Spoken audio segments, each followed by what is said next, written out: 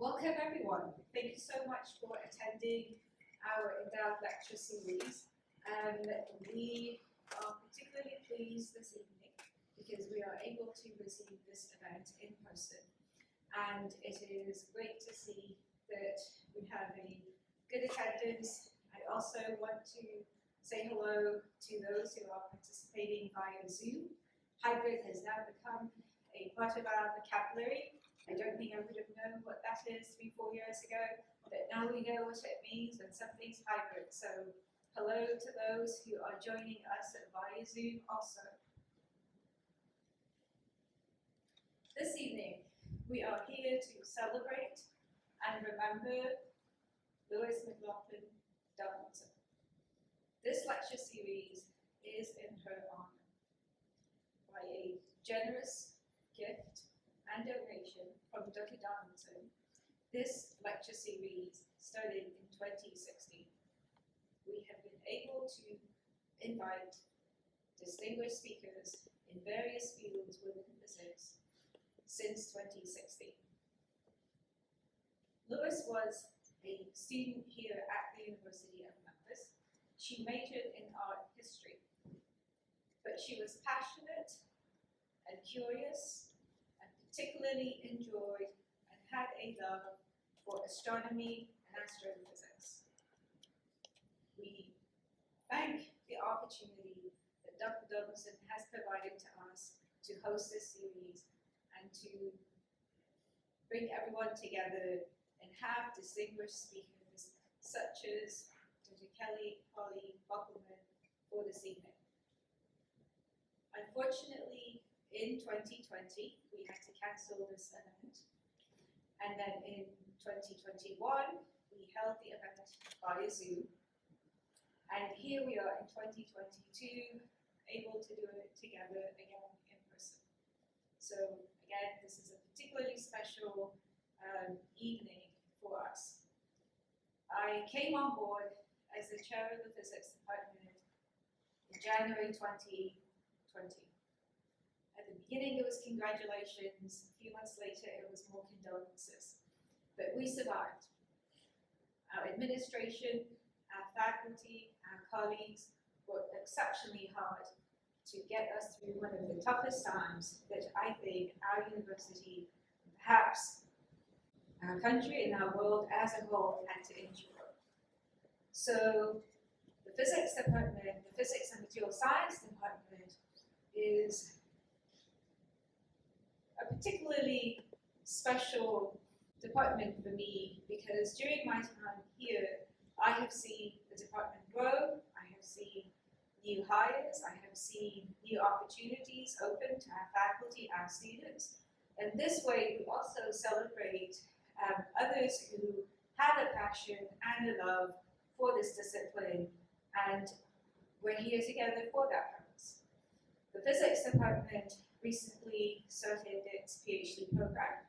The university celebrated a major milestone, becoming an R1 institution.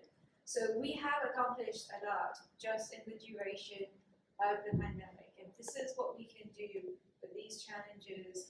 I look forward to all the other things that we will accomplish with just what we might consider back to normal circumstances. So I want to thank you all for coming one more time, acknowledge Dr. Donaldson's generous gift and donation, sustaining us. And I also want to say a few words about the person who in the background does a tremendous amount, all on her own, with a little bit of support here and there. I would like to acknowledge Joanne Rhodes, who has been a friend to me from the get-go, now a colleague, and very passionate and dedicated person in all aspects of what she does. So Joanne has worked very hard in the background to make this event possible. Now I will invite Joanne up to the podium to introduce our distinguished speaker for this evening, who is a guest here from Vanderbilt University. I hope you enjoyed the talk. Thank you for coming.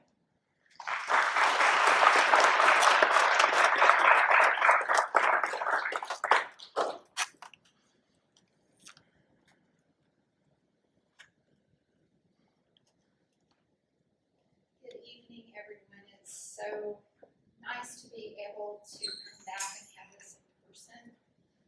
And I've seen so many people that I've seen from past events. I'm glad that you've come back. And I know that there are people here that this is their first time. Thank you so much for joining us. I am thrilled to have Dr. Holley Bockelmann to come and be with us. I've seen one of her, I saw a TED Talk. I don't remember if that was in Nashville or if it was Nashville, okay. But it was just great.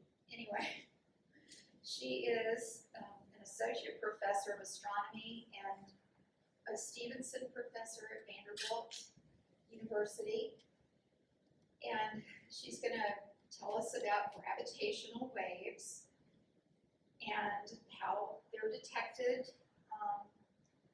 and she's going to tell us about the first detection in 2015, 100 years after they were predicted by Albert Einstein.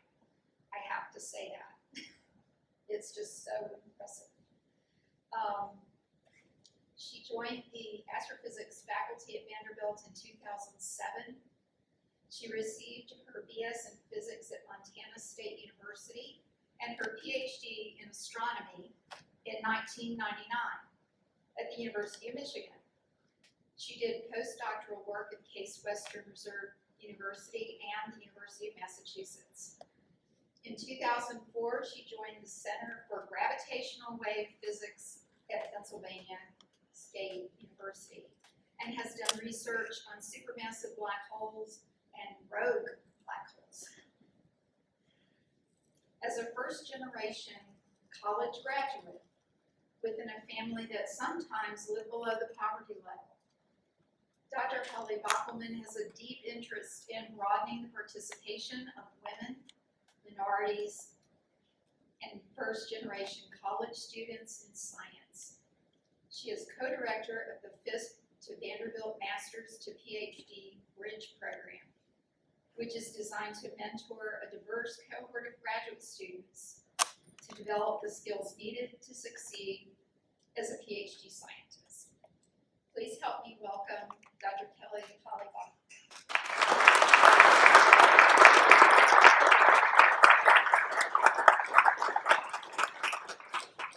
Well, thank you so much for having me here. I am thrilled to be able to tell you about a paradigm shift in astrophysics, something that has changed our view of the universe entirely. And so I'm going to tell you about it. But first I have to confess that I am a very nervous speaker. And so I tend to want a lot of water because my lips stick to my teeth and blah, blah. So right before giving a talk, this talk, I ran out to get another thing of water, and somebody in the audience said, "It's too late to run out now." Thank Lord, thank you, person, because it loosens me up and makes me feel like I'm at home. So, who did that? Thank you. Thank you so much. Alrighty, so in order to tell you about this big paradigm shift, I need to give you some background information, but it's all extremely fun, so I hope that you enjoy it.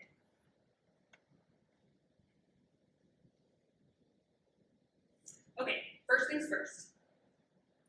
Astronomers are very unusual scientists, and I don't mean personality-wise, although that's true too, because we cannot do direct experiments. Every single thing we know about the universe comes from the messages that the universe sends us through photons, light, through particles like neutrinos, and through rocks sometimes. But all of that has given us an amazing view of the universe. From light, we've been able to figure out that we're in an expanding universe full of planets and black holes, and that that the universe is not only expanding, but accelerating, and that there's this mysterious dark matter that pervades everything. However, let me tell you a little bit about that messenger of light. So, a photon, or light, encodes specific information about the thing that is happening at the source. It encodes information like density, like temperature, sometimes about like what the material is made of, and all that information comes to us. And we sit here at home, we get all that information. But photons, as amazing as they are, light, as amazing as it is very easily distracted. So it likes to interact with other things along the way between a faraway astronomical event and you. So it's distracted by magnetic fields, by other particles, by photons, so you very rarely get a pristine view of what is actually happening at the source.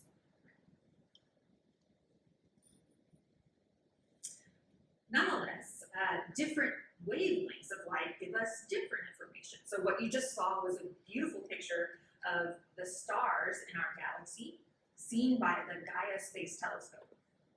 And this is a view of our galaxy in gamma ray light, and what you can see is a very different picture. You see all sorts of active spots here. These are supernova explosions, or sometimes gamma ray bursts or pulsars. They're very different, very energetic objects. And for photons, for light, if you want to go even higher in energy, this is what your universe looks like, basically nothing. And that is because very high energy light likes to interact with one another and annihilate each other.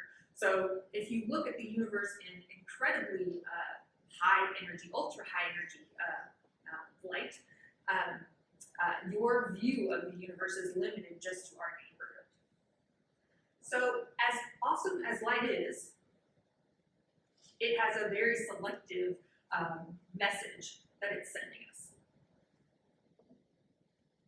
But I'm going to tell you about our newest messenger, gravitational waves.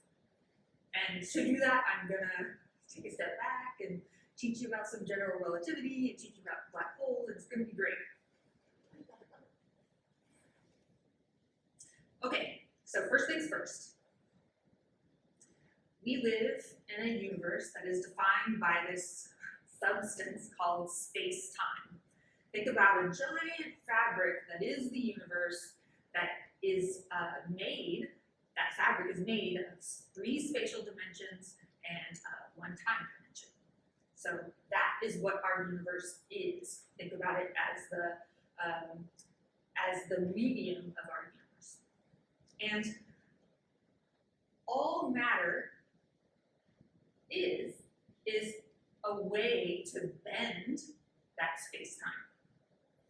So you bend space-time, this bends space-time, so do planets, and so do black holes. Everything in the universe bends space and time. Something very dense makes a very sharp bend in space-time, and something very light, very diffuse makes a rather large, shallow dip in space-time.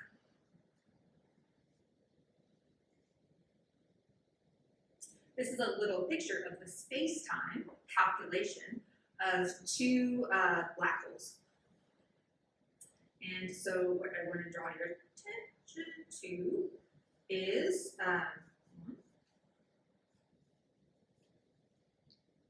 you go.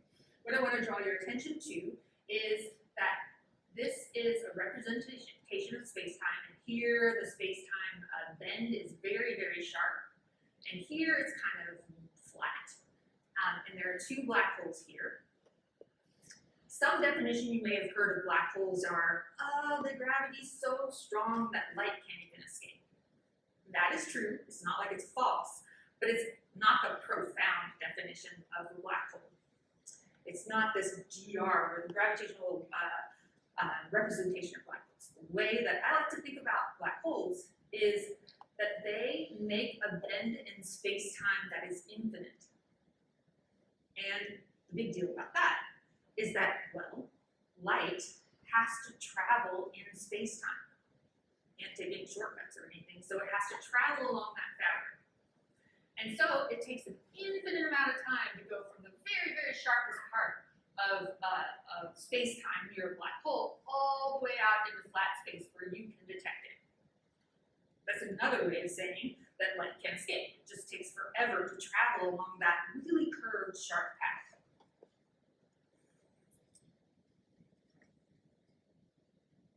And gravity, all gravity is just a reaction of other matter to this dimple in space-time. And so yes, you can describe it with mathematics, but thinking about this in terms of this fabric that is moving and evolving and responding to matter is Einstein's legacy. And here, yet again, a black hole is just an infinite curvature in space-time. Okay, got that? Okay, next step. When matter moves, space-time moves.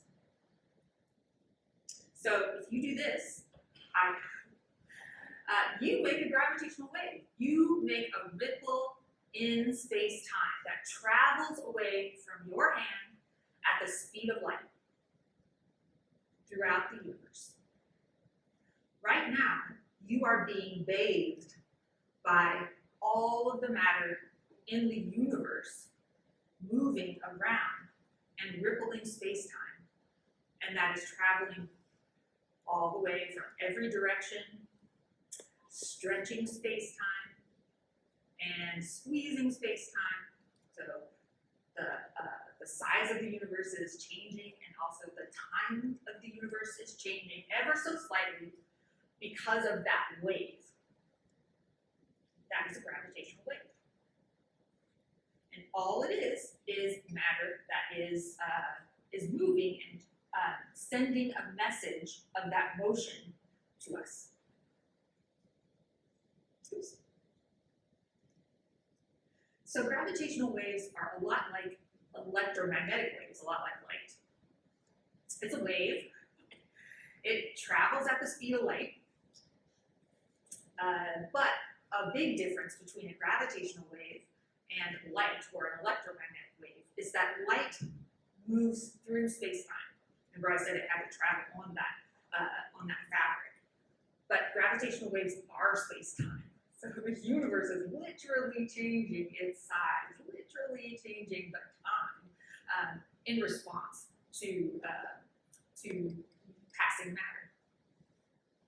Here are some other properties that are similar to light. They carry energy from them, and that information, the energy, gets transmitted throughout the universe and travels, again, at the speed of light, slowly getting dimmer and dimmer. The wobbles get smaller and smaller. The ripples get smaller and smaller until they kind of damp out.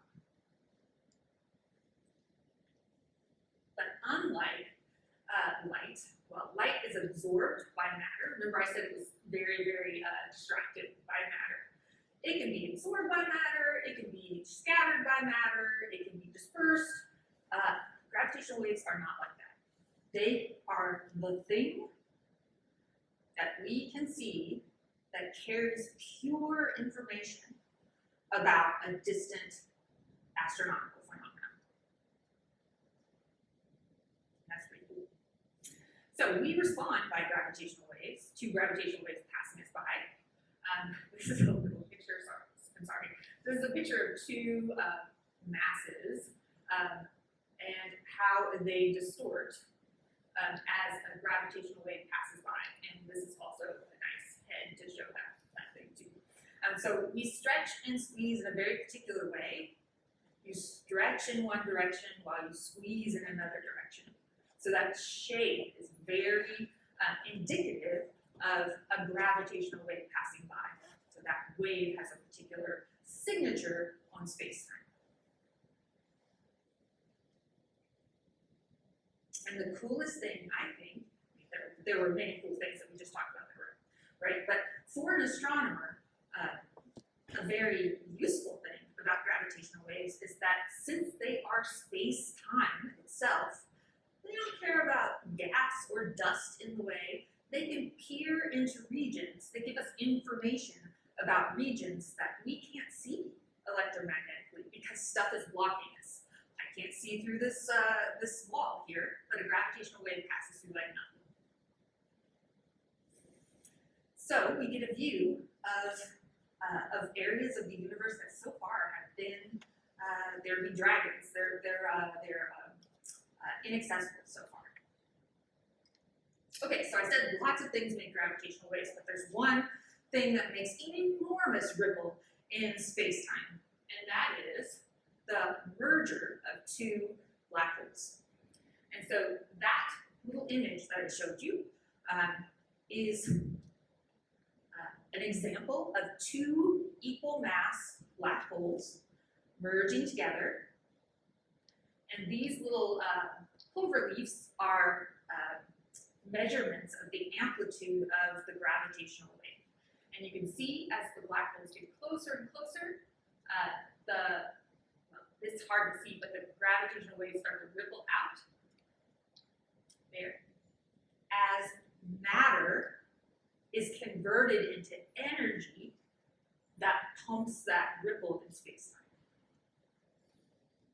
And that is an imprint that is left on the universe forever.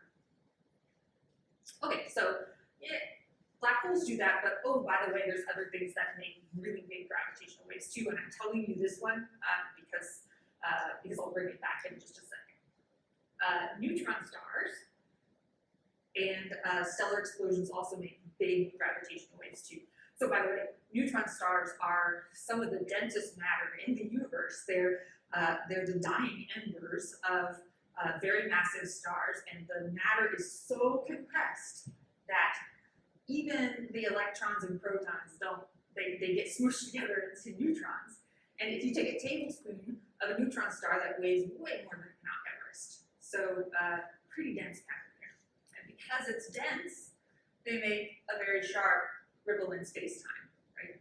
And so when they merge, they're going to make a profound effect on space-time itself in terms of a gravitational wave.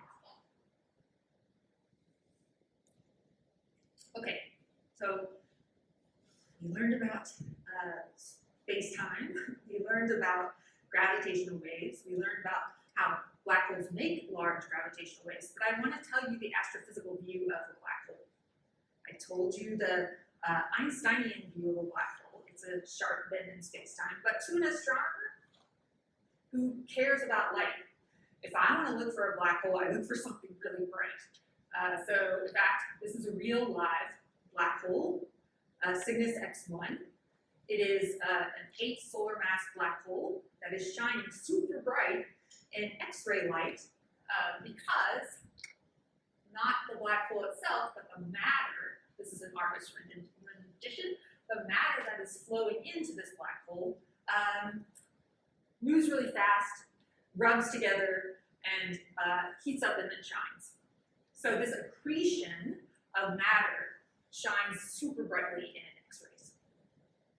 So for an astronomer, before about 2015, this is how we found black holes.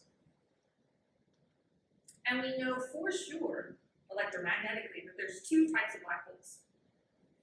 There are these called stellar mass black holes, which are made when a very massive star explodes and shares its outer layers of gas with the rest of the universe.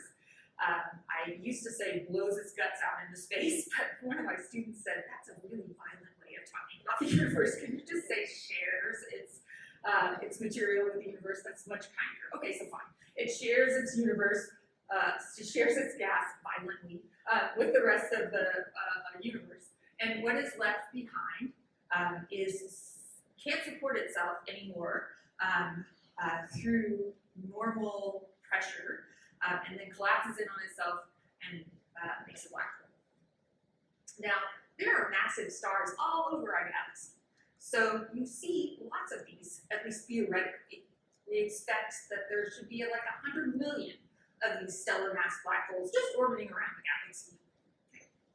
No danger, their stars are far apart, so we're not going to get eaten by one of these stellar mass black holes. And an astronomer knows for sure that there's something called a supermassive black hole sitting at the center of almost every galaxy. This is a gorgeous picture of the Andromeda galaxy. And at the very center of this galaxy, there is roughly a 4 billion solar mass black hole. And that's what I work on. Nobody knows how they got there, which is wonderful because that means I have a lot to work on, right? So here's how we know. Andrea Ghez got the Nobel Prize for this amazing work. These are tracers here of individual stars orbiting around something that doesn't shine at all. So they are all orbiting around that, which doesn't shine. And notice that as the stars get really close to the dense part, they start to whip around really quickly. That shows you that the curvature of space-time is pretty large. I'll show you again because it's so cool. Oops, no.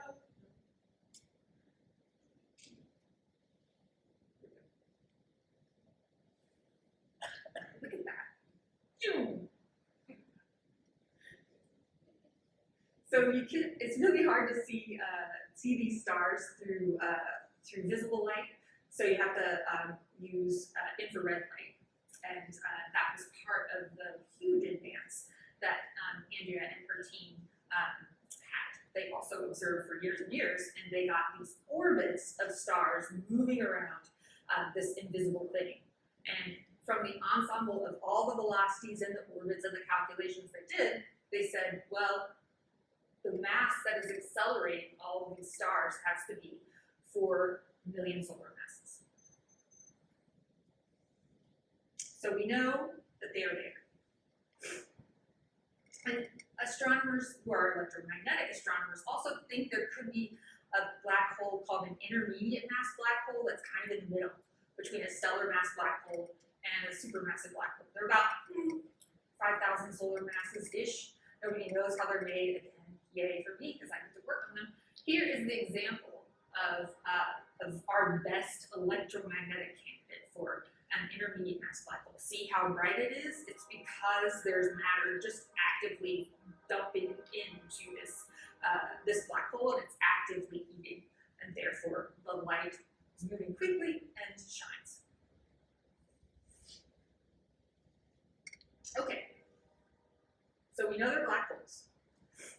It turns out when there are two black holes close to one another, they start to orbit one another, and as they orbit, they make a gravitational wave. And so the gravitational wave amplitude as a function of time looks like this. And at first, the black holes are pretty far apart. Pretty far apart means about a solar system for in terms of supermassive black holes, so it's still kind of close. Anyway, they start to orbit one another. They emit gravitational waves. They make this ripple in space-time, and that carries away energy from the system. So the black holes can get closer together, and then they orbit faster. They make more gravitational waves because they're closer together. So the black holes get closer again. So you get this thing called an in-spiral. Notice how the wavelength of light is getting shorter and shorter as the black holes are moving faster and faster around one another. And then here they merge together, and you get this ring down where the black hole now is one object, but it's ringing down like a bell. It's still pretty unstable, and will stabilize in a single shape very quickly. This is predicted, and so this is predicted by folks who just basically solved the equations for space-time of two black holes. And so this prediction of this in-spiral waveform that gets gets higher and higher frequency is a prediction.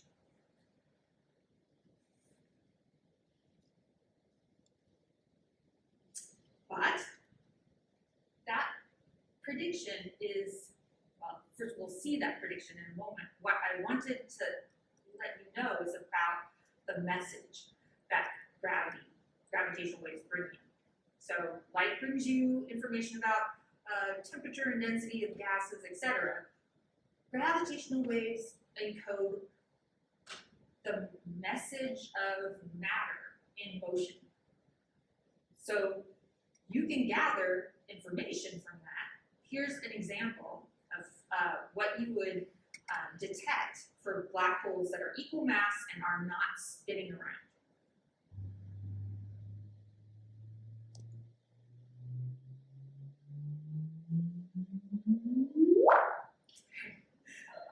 So, a couple things.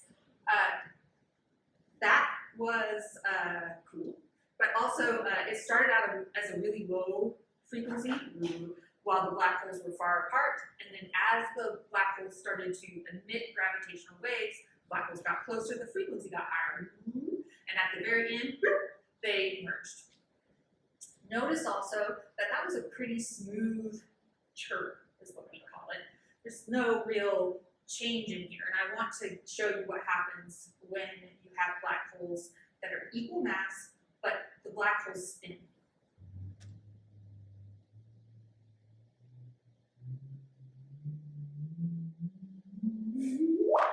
Did you hear? There's that sort of modulation. That is because of something called spin-orbit coupling, and you can calculate it with the Einstein equations. And it's a prediction that the matter that is in motion is spinning. All right, so we would love to be able to get that message, right?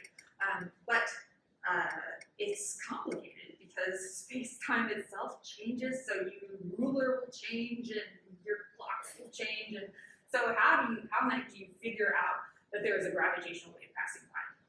And here is a way. You basically use the fact that light always travels at a constant speed in a vacuum. And so here is something called an interferometer. And what has happened I'm going to switch back just for a second.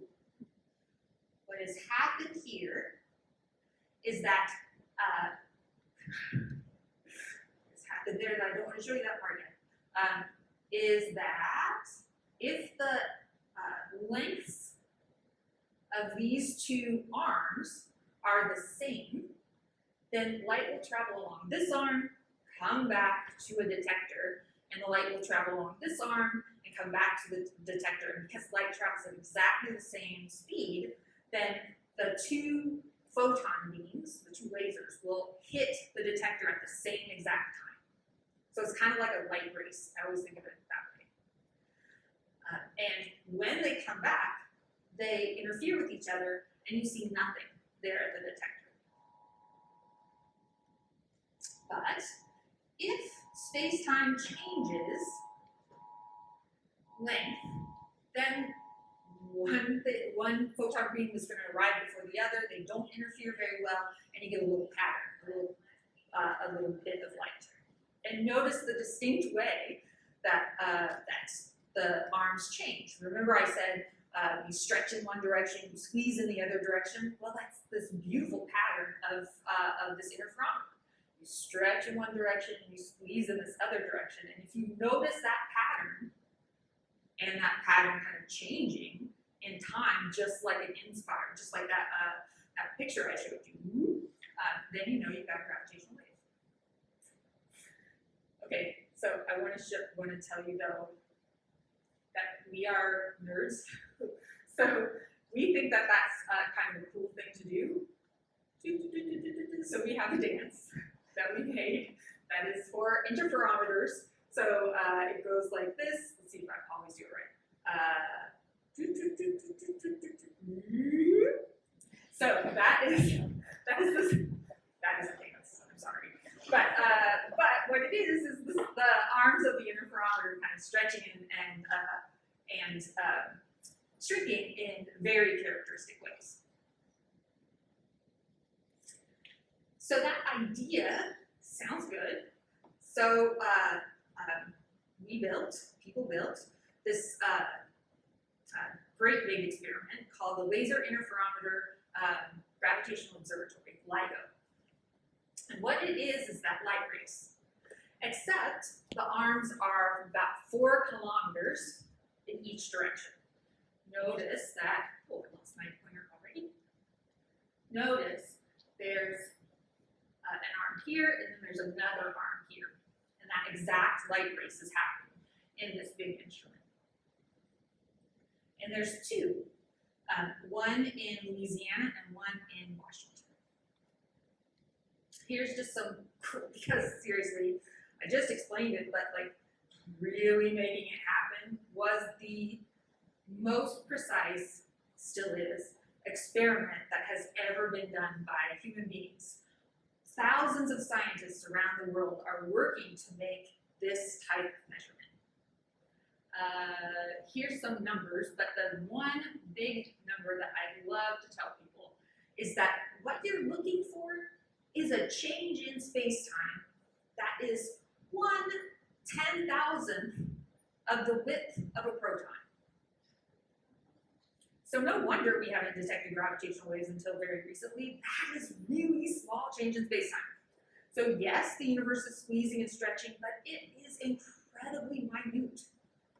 And it is incredibly difficult for us to detect it. So to put that number into context, I always think about it is the same fraction as if the distance from Earth to the nearest star were to change by the width of a hair. Sorry, I just have to stop because that's amazing. We detected that. That's crazy. And that is the experiment. Just to let you know, here's some pictures of LIGO. You have a mass, and if that mass moves, then the light that hits it will take longer or shorter. And the experiment took a long time. Here's a cute picture of some graduate students being really happy because they got the lasers to lock on one another. They haven't taken astrophysical data at this point, but their tests are running really well, so they're super, super happy. And the first gravitational wave LIGO run was set to happen on September 18, 2015. They're going to turn on the experiment and start collecting data officially. But, luckily for us, they had the instrument on still. They weren't like officially taking data, but they were taking data. And 4 days before they were officially set to open, this happened 1 billion years ago. So, let's show you. It's easier for me to put. This changed everything. Done. That was the sound of 2 black holes merging together 1 billion years ago, making giant gravitational waves that ripple through space-time, and we detected a change in those LIGO arm lengths of 1/10,000th of a proton. And there it is. So, okay, I'll play it again, because it deserves to be played.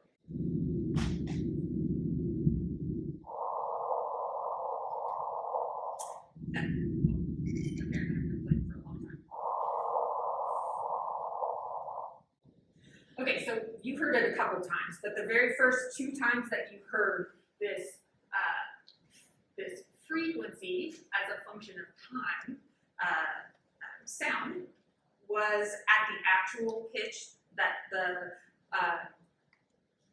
the actual frequency that the black holes were orbiting around one another. It's a little bit low for people to hear, so they pitched it up at the second 2 times that you heard. But what you heard was whoop, and exactly what we expect for gravitational waves to merge. And let's see, I want to show you.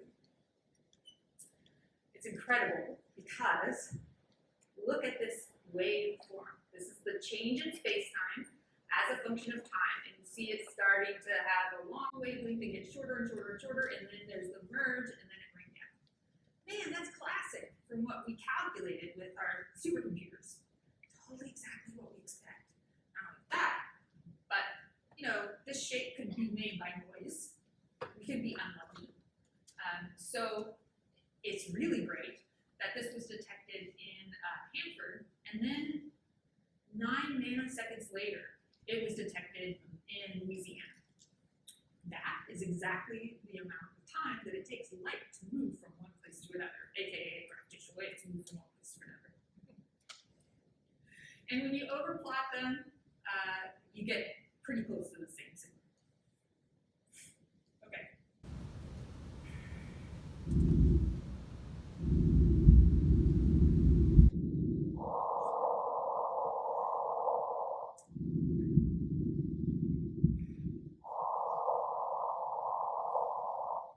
Okay, sorry, I'm making you listen to it 1,000 times. But honestly, when I heard that, I cried. People around me cried, other geeks. So I cried when I went home, and my kids were like, "Why are you crying, Mommy? I'm so happy gravitational waves were discovered." So it's an astoundingly big deal. Because for the first time, humanity now gets to listen to the message of matter. And we never could before. So I'm gonna show you some things that we've learned. First off, this is a little simulation of those exact black holes merging together and rippling space-time and getting closer and closer and eventually merging. Here are the specs of those black holes. So the first black hole was about 36 solar masses, 36 times larger in mass than the sun. That's what I mean by solar masses. And this one's 30 solar masses, 30 times the mass of our sun. And they merged together, and they made a 62 solar mass black hole. And if you add those together, you don't get 62. Why? Because 3 solar masses of energy got pumped into space-time 1 billion years ago, and it took 1 billion years to get to us to wiggle that interferometer just a little bit. So, yay! The era of gravitational wave astronomy has arrived, and lots of us got extremely happy about that. Immediately, the very first observation was a problem because those 2 black holes are way more massive than anything an astronomer who looks at electromagnetic light predicts.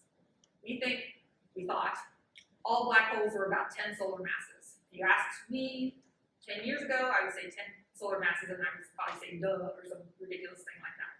Because everything we'd seen was about 10 solar masses. These guys are way too massive to have been made in any way that we thought of before. So immediately there was a mystery of how these objects were made. Well, the observatory still continued, and I want to show you where we are roughly now. This was the first run. Then LIGO stopped, and they readjusted everything, made sure everything was nice and clean. And then they had a second run, and now here are all the other runs. And each one of these is a gravitational wave signal. And it's tough to see, so I'll zoom into some of them. But what these are a dot for the primary black hole, a dot for the secondary black hole, and then a dot for the final black hole. Here is a weird one, though. This is actually 2 neutron stars merging together. Remember how I said, oh, neutron stars also make big gravitational waves. I'm going to talk about it later. Well, here I'm going to talk about it. 2 neutron stars merged together and formed an I don't know. That's what that little line here is. I don't know if it's a black hole or a neutron star, but it's this massive. That one observation emitted light and gravity. So, there was the gravitational wave signal, and about a few seconds afterwards, there was a flash of light in a gamma ray telescope. And then folks knew we have our first multi-messenger source. And then a third of every astronomer in the entire world went to their telescopes, whatever telescopes they had, and quickly tried to observe that same area of sky to try to find that object. So here's all the different wavelengths of light, all the different campaigns to look for those objects. Here is the object in one telescope, et cetera, et cetera, et cetera. So the fact that we get two different complementary bits of information gives us a ton of information. For example, from that one object, we learned that most, if not all, of the heavy elements in the universe are made by neutron star explosions. The platinum, if you have platinum, in your wedding ring, if you have a wedding ring, or the gold, or all of those heavy elements that are marked in blue here, they are all made in that instant of two neutron stars smashing together. And we learned that from that one event. We also learned that the speed of gravity and the speed of light are about the same, and a bunch of other stuff. So scientists had a field day with the fact that there were two different messengers. And here's another one of my favorite objects, which is a very massive black hole, 177 to make a 175 black hole. That may be our first intermediate mass black hole. Remember how I said people hadn't really observed them before? There it is. And you know for sure the mass, because that's what gravitational waves tell you. But the biggest deal for me is that we've opened up a new window onto the universe. And every time in the past, when we've opened up a new electromagnetic window onto the universe, we've discovered something phenomenal. This is a picture of the Sombrero galaxy seen in different electromagnetic bands. And the dots are in high energies, X-ray, gamma ray, and you get to see individual stellar explosions or black holes accreting. Here in the red, you get to see the dust shining. So this is the dust ring around this galaxy. And so combining all this information gives you a more complete view of what happened to that galaxy. And the same thing's going to happen with gravitational waves. So gravitational waves, just like light, they come in different wavelengths. And what LIGO looked at was this region, very short wavelength gravitational waves. And the kinds of things that emit in that gravitational waves in that regime are things like stellar mass black holes, neutron stars, etc.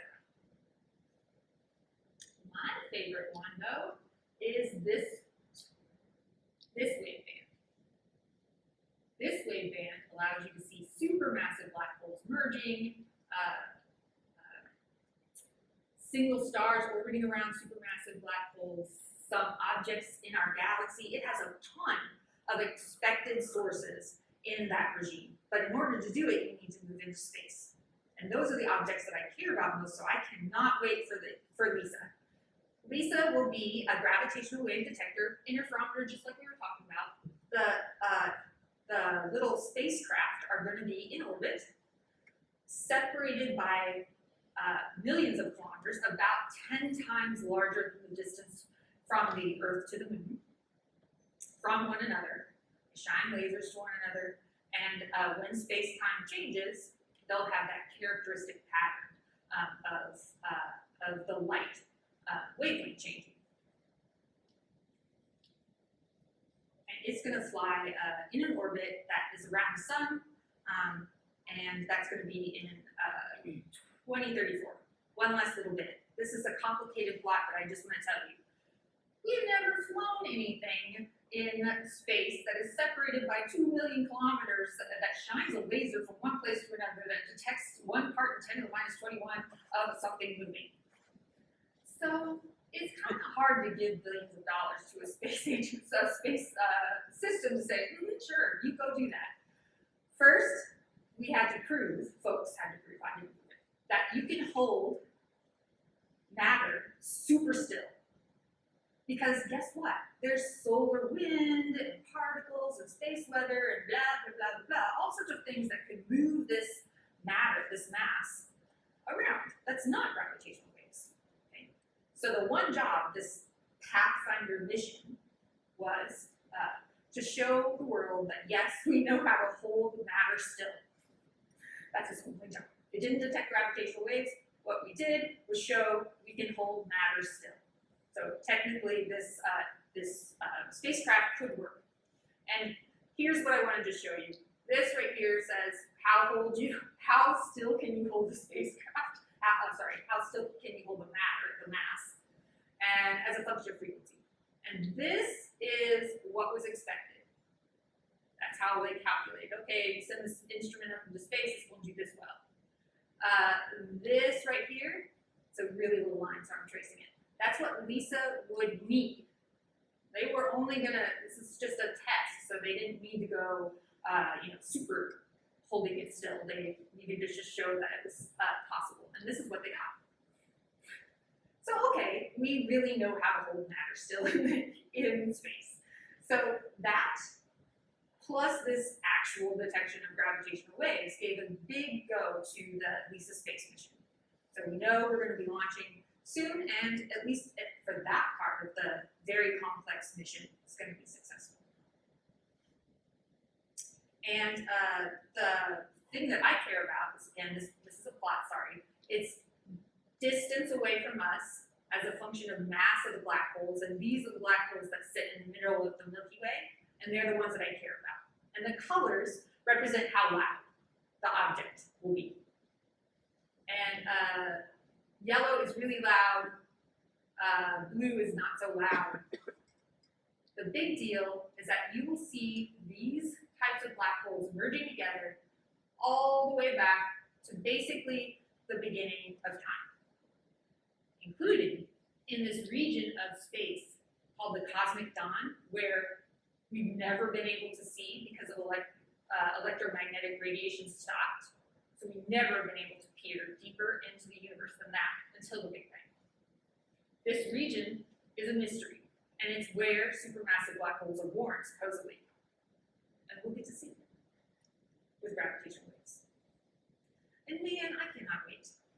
But even better than that, there's going to be a surprise, right? This is the first time we viewed the universe in a message of matter. And there's going to be something that we never expected. And that is something I cannot wait for. So, thank you so much. I appreciate your time, and I'm happy to answer questions.